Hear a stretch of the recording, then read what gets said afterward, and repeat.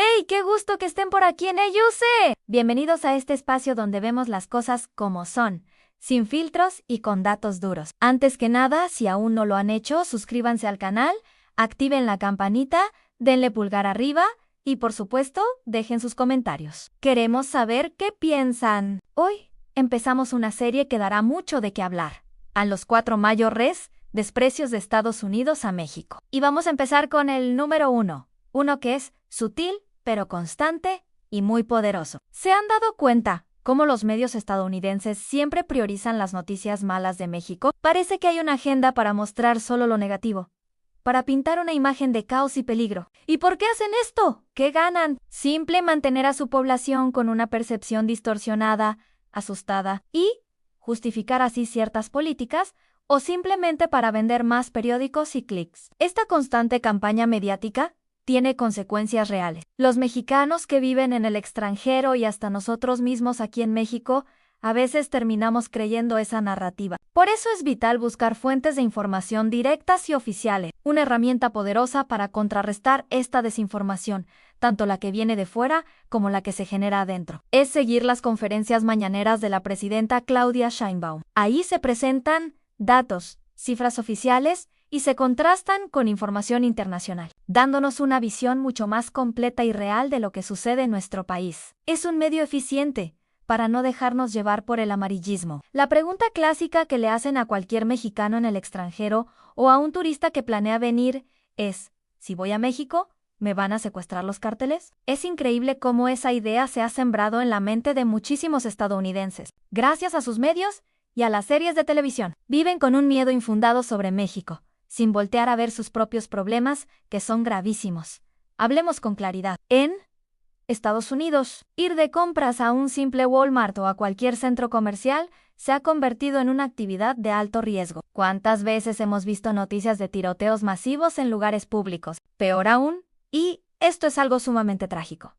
Los padres en Estados Unidos viven con un miedo que han normalizado, porque no les queda otra opción. El miedo de llevar a sus hijos a la escuela y preguntarse si regresarán con vida. Los eventos violentos en sus escuelas son frecuentes y devastadores. Con esto no buscamos generar odio hacia Estados Unidos. Para nada. Se trata de ser objetivos, claros y conscientes de la realidad actual, de hechos que no se pueden negar. Es poner las cosas en perspectiva. Sí, México tiene sus propios desafíos. Claro que sí. Nadie lo niegan, pero pongamos los datos sobre la mesa. El problema del consumo de estupefacientes, por ejemplo. En Estados Unidos es una crisis de salud pública de proporciones gigantescas. Su consumo interno es muchísimo mayor que el de México. Si vemos las gráficas, la diferencia es abismal. Aquí en México no vemos ciudades con calles llenas de tiendas de campaña de personas con adicciones como sucede en California, Filadelfia y hasta en Canadá. En cuanto a la violencia, aunque existen eventos lamentables,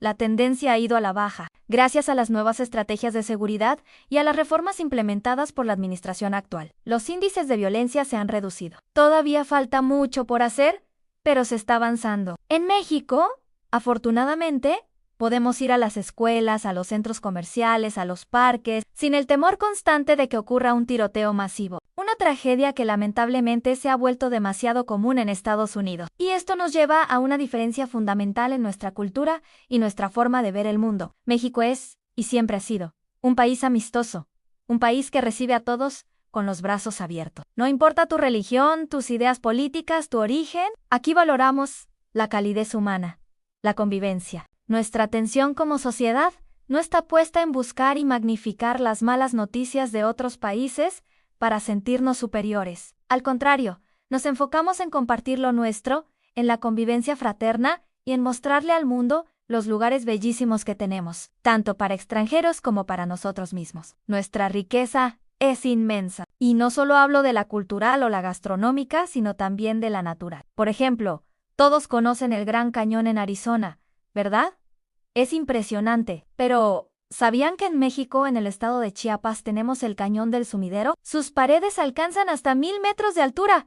Es más alto y profundo que el Gran Cañón, y es solo uno de los miles de tesoros que tenemos. Así que, la próxima vez que escuchen una noticia alarmista sobre México, pregúntense, ¿Quién se beneficia de este miedo? ¿Cuál es la intención detrás? Y recuerden que mientras algunos medios se enfocan en crear muros de desconfianza, México sigue construyendo puentes de amistad y ofreciendo un hogar cálido a todo el que quiera visitarnos. Este fue solo el primer punto de los 4 desprecios. En el próximo video vamos a analizar el segundo, que tiene que ver con economía y cómo nos ven como su patio trasero. No se lo pueden perder.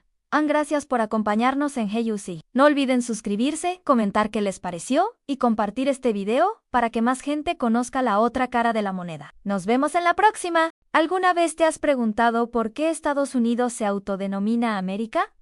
Suena un poco arrogante, ¿no crees? Es como si todo un continente se redujera a un solo país, y al hacerlo, menosprecian a todas las demás naciones americanas, países con historias ricas y profundas, que existían mucho antes de que ellos se establecieran como nación. Pensemos en México, Brasil, Argentina, Perú.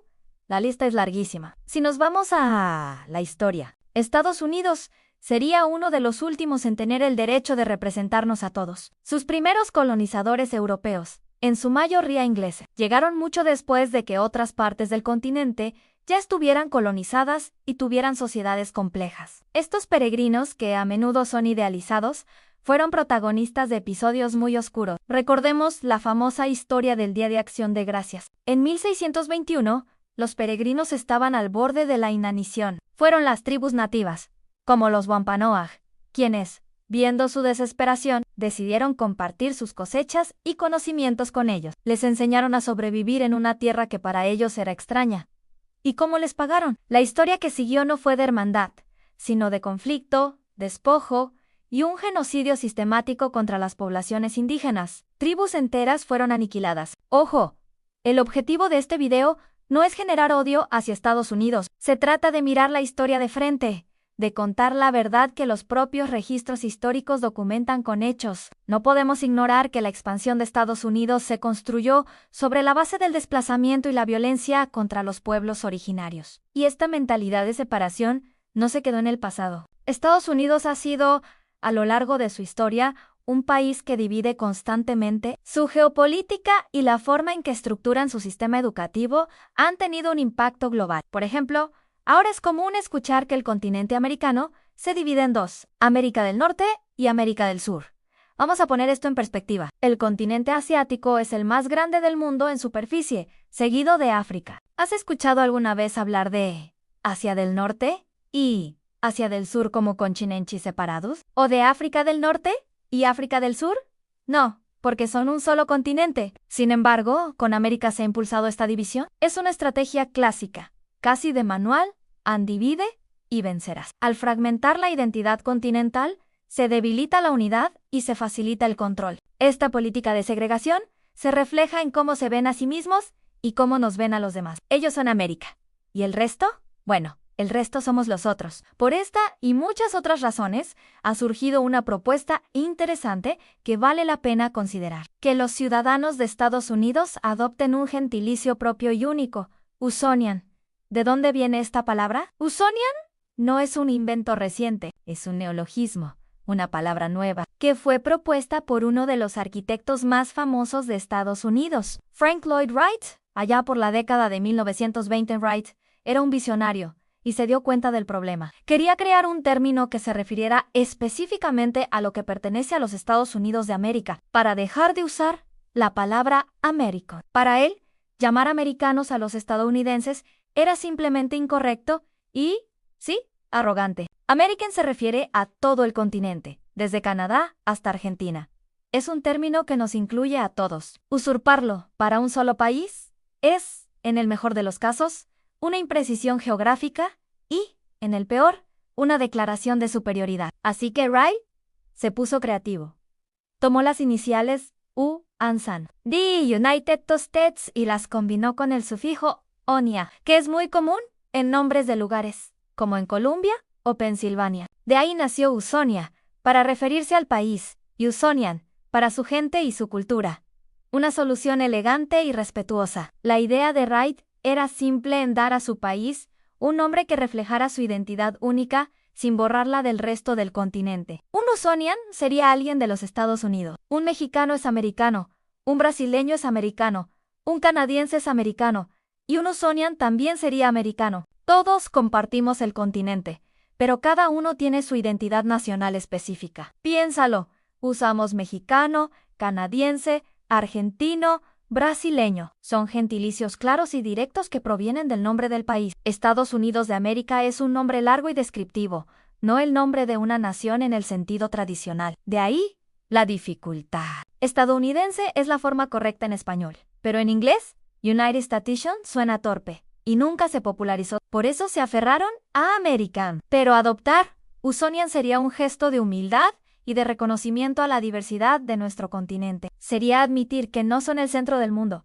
sino una parte importante de un todo mucho más grande y variado. Sería, en esencia, un paso hacia una relación más equitativa y respetuosa con sus vecinos. No se trata de cambiar los mapas ni de reescribir la historia a la fuerza. Se trata de usar el lenguaje de una manera más precisa y justa. El lenguaje moldea nuestro pensamiento. Si empezamos a llamar a las cosas por su nombre correcto, tal vez empecemos a vernos de una manera diferente. Dejaríamos de ser el patio trasero de América y pasaríamos a ser todo. Simplemente, americanos, cada uno con su propia y valiosa identidad. Imagina un mundo donde un estadounidense se presenta como Usonian. Inmediatamente se abre una conversación sobre geografía, historia y respeto mutuo. Sería un cambio pequeño en el vocabulario, pero con un impacto simbólico enorme. Demostraría una conciencia global y un deseo de corregir un error histórico que ha perpetuado una visión egocéntrica del mundo. Frank Lloyd Wright no solo diseñó edificios revolucionarios, también nos ofreció una idea revolucionaria sobre la identidad. Quizás ya es hora de que empecemos a tomarla en serio. Insistir en el uso de Usonian no es un ataque, sino una invitación a la reflexión y al respeto. Una invitación a construir puentes en lugar de muros. A reconocer que el continente americano es un mosaico de culturas, y que cada pieza de ese mosaico es igual de importante. Así que la próxima vez que escuches a alguien de Estados Unidos decir I'm American, podrías pensar en esta alternativa, no para corregirlos de forma pedante, sino para entender la profundidad del asunto. La palabra Usonian está ahí, esperando ser descubierta por más gente. Es una herramienta para fomentar un diálogo más honesto sobre quiénes somos y cuál es nuestro lugar en este vasto y maravilloso continente que todos llamamos Hogar en América. Gracias por acompañarme en esta reflexión. Si te ha parecido interesante, dale a like, comparte este video y no olvides suscribirte para más contenido que te haga pensar. Hoy vamos a hablar de algo que me apasiona y a veces me saca un poco de quicio. Nuestro increíble idioma español y cómo lo estamos tratando. ¿Se han dado cuenta de la cantidad de palabras en inglés que usamos a diario sin necesidad? Parece que cada vez más nos bombardean con términos anglosajones como si fueran la última moda. Y no me malinterpreten, no tengo nada en contra del inglés, es un idioma súper útil y necesario en este mundo globalizado. Lo que me preocupa es cuando empezamos a reemplazar nuestras propias palabras, ricas y llenas de historia, por anglicismos que no aportan nada nuevo. Es como si sintiéramos que lo de afuera siempre es mejor, más cool. Pensemos en un ejemplo que está por todas partes últimamente, la palabra procrastinar. La escucho en podcasts, la veo en redes sociales, en todos lados. Hoy voy a procrastinar. Deja de procrastinar. Y yo me pregunto, ¿qué pasó con nuestras palabras de toda la vida? Tenemos postergar, aplazar, demorar, dejar para después, posponer. Tenemos un abanico de opciones, cada una con su matiz, con su propia musicalidad. ¿Por qué necesitamos importar una palabra cuando nuestro propio vocabulario es tan vasto y preciso? Este fenómeno no es nuevo.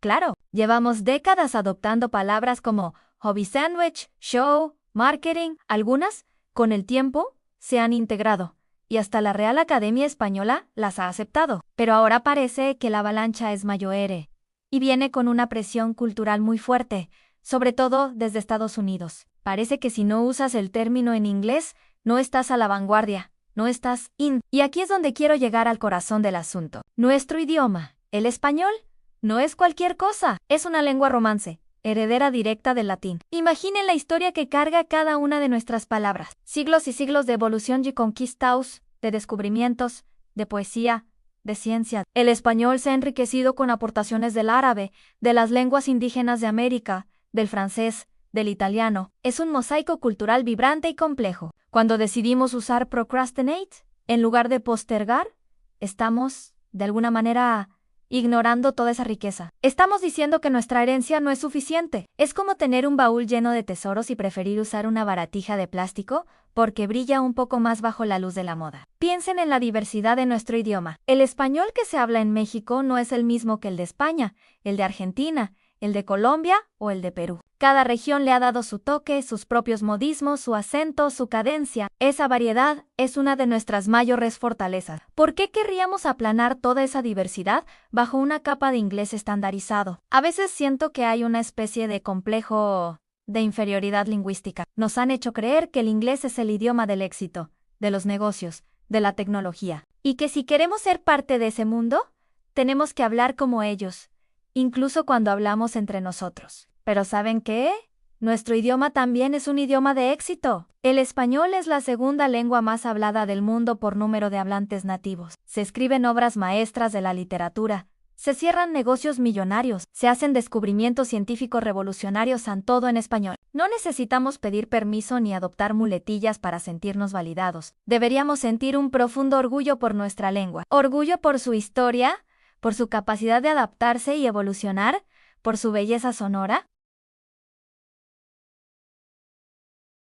Es valorar lo nuestro para poder compartirlo con el mundo desde una posición de seguridad y autoestima. Y aquí va una reflexión un poco más directa. A menudo escuchamos la frase en Estados Unidos: si vienes a mi país, habla mi idioma. Es un sentimiento muy extendido y aunque se puede debatir, tiene una lógica de respeto cultural. Bueno, apliquemos esa misma lógica a la inversa. Si un estadounidense viene a México, a Colombia, a cualquier país hispanohablante, ¿no sería un gesto de respeto que intentara comunicarse en español? ¿Que valorara nuestro idioma en nuestro propio territorio? Y más allá de los turistas, pensemos en la influencia cultural. Si la cultura dominante espera que nos adaptemos a ella cuando estamos allí, ¿por qué deberíamos adoptar sus términos sin más cuando estamos aquí? La relación cultural debería ser un intercambio, no una imposición, y en este momento la balanza se inclina peligrosamente hacia un solo lado. La solución no es ser puristas extremos y prohibir cualquier palabra extranjera. El lenguaje es un organismo vivo y siempre ha tomado préstamos de otros. La clave está en la conciencia y en la intención. ¿Estoy usando esta palabra en inglés porque no hay un equivalente bueno en español? ¿O la estoy usando simplemente por imitación, por moda, por pensar que suena más importante? Piensen en aplazar, en posponer, sientan el peso y la historia de esas palabras. La próxima vez que quieran describir algo como cool, piensen en genial, chido, chévere. Guay, bacán. Tenemos tantas formas de expresarlo. Cada una refleja un rincón de nuestro inmenso mundo hispanohablante. Enorgullecernos de nuestro idioma es una forma de enorgullecernos de quiénes somos, de nuestra historia y de nuestra cultura. Es decirle al mundo que tenemos una voz propia, fuerte y clara, y que no necesitamos imitar a nadie para hacernos escuchar. Es recordar que Cervantes, García Márquez, Borges, Neruda, Sor Juana, Inés de la Cruz, todos ellos construyeron universos inmortales, con las mismas herramientas que tenemos nosotros a nuestra disposición cada día, en las palabras del español. Así que los invito a unirse a esta pequeña rebelión lingüística. Seamos más conscientes de cómo hablamos. Redescubramos la riqueza de nuestro propio vocabulario. Enseñemos a las nuevas generaciones a amar el español no como una obligación, sino como un tesoro. Porque nuestro idioma no es solo una forma de comunicarnos, es una forma de ser y de estar en el mundo.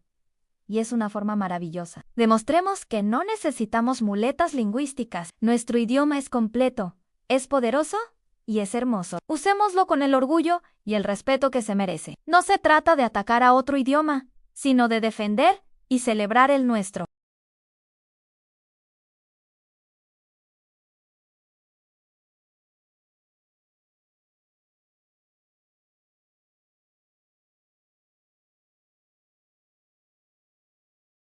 ¿Cómo podemos fomentar más el orgullo por nuestro idioma? Déjenme sus comentarios aquí abajo, me interesa muchísimo leer su opinión. ¿Alguna vez has notado que cada vez que una película de Hollywood se desarrolla en México, de repente todo se vuelve amarillo? La imagen se llena de un filtro sepia.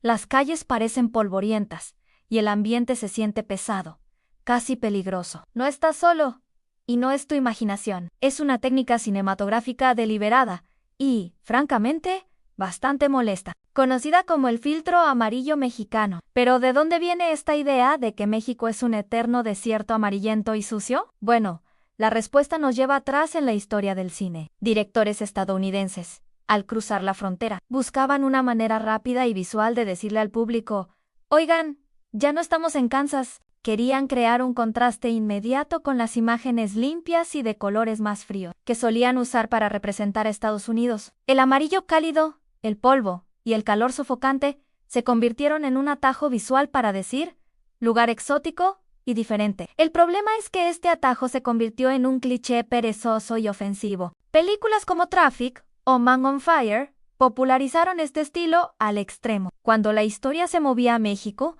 la paleta de colores cambiaba drásticamente a tonos amarillos y naranjas intensos, casi como si el país entero estuviera cubierto por una capa de arena. Estas películas a menudo mostraban historias de crimen, violencia y pobreza, y el filtro amarillo se convirtió en el color de esos problemas. El mensaje subliminal es claro: México es un lugar subdesarrollado, peligroso y caótico, en contraste con un Estados Unidos civilizado y seguro, mostrado con colores fríos y nítidos. Y no se detiene en el color. Este estereotipo también afecta a las personas. ¿Cuántas veces hemos visto que los personajes mexicanos son retratados como criminales toscos, oficiales corruptos o simplemente gente pobre y sin esperanza? Los hombres son rudos. Las mujeres a menudo son hipersexualizadas o víctimas indefensas. Es una representación que ignora por completo la increíble diversidad, belleza y modernidad de México. Ignora sus ciudades vibrantes como Ciudad de México, sus playas paradisíacas como Cancún,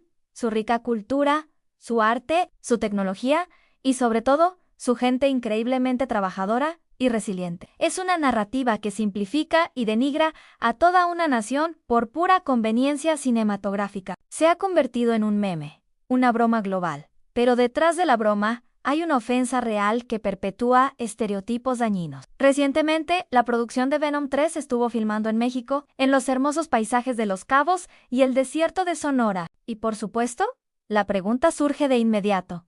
¿Veremos el mismo filtro amarillo de siempre? ¿Veremos a Tom Hardy sudando en un México sepia y polvoriento? Nos encantaría preguntarle directamente a él o a la directora Kelly Marcel. ¿De verdad creen que México se ve así? ¿No es hora de que Hollywood deje atrás este filtro cansado y empiece a mostrar a México cómo realmente es? Un país lleno de colores vivos, paisajes espectaculares y una cultura fascinante que va mucho más allá del amarillo. Afortunadamente, hay señales de cambio. Películas como Coco de Pixar mostraron un México vibrante, colorido y lleno de vida, celebrando su cultura de una manera hermosa y respetuosa. Esto demuestra que es posible contar historias en México sin recurrir a tropos visuales anticuados y ofensivos. La esperanza es que más cineastas sigan este ejemplo. El cine tiene un poder inmenso para moldear percepciones. Ya es hora de que Hollywood use ese poder para romper estereotipos, no para reforzarlos. México merece ser visto en todo su esplendor y en todos sus colores, no solo a través de un lente amarillo y sucio. Gracias por acompañarme en esta reflexión. ¿Qué otras películas recuerdas que usan este filtro? Déjamelo en los comentarios. No olvides darle like y suscribirte para más contenido. Nos vemos en el próximo video. Hola amigos, ¿qué tal si se suscriben al canal de YouTube Hey You See mientras tomo una taza de café?